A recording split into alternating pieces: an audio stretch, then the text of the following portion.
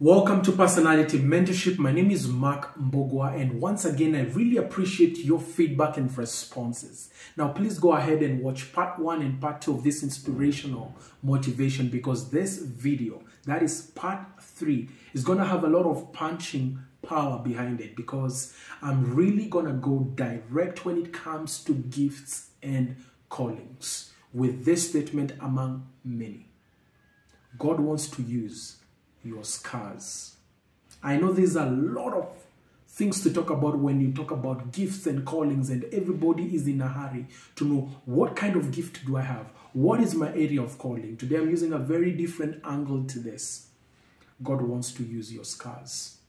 Most of us want to hide our scars because we want to show our strength. Most of us want to hide that pain, hide that pressure, hide that process. I want to make this video about you. There could be very valid reasons behind this, because there's a lot of sarcasm, a lot of mockery, a lot of ridicule concerning your scars.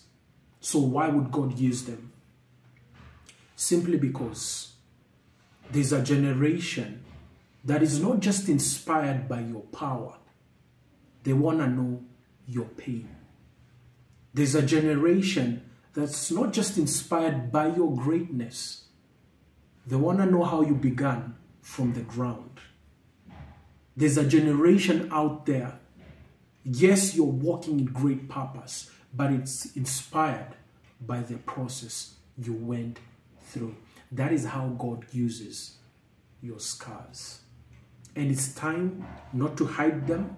It's time not to be silenced by the so-called haters on them trying to find another cause for your pain into that channel of ridicule and mockery.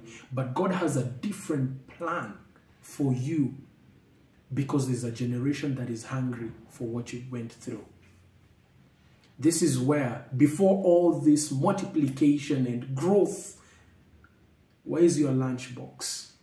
Where is the 2 fish and 5 loaves? What is the humble beginning process?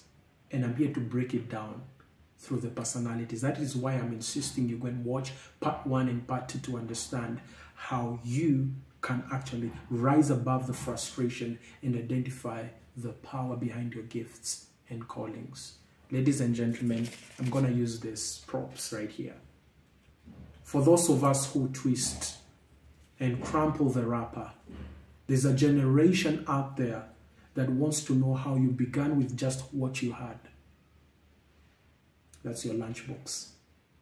Yes, you didn't have everything planned out, but you still had the courage to begin. There's a generation that is hungry for that kind of pain it took, and for that kind of process, and for that kind of pressure before the power.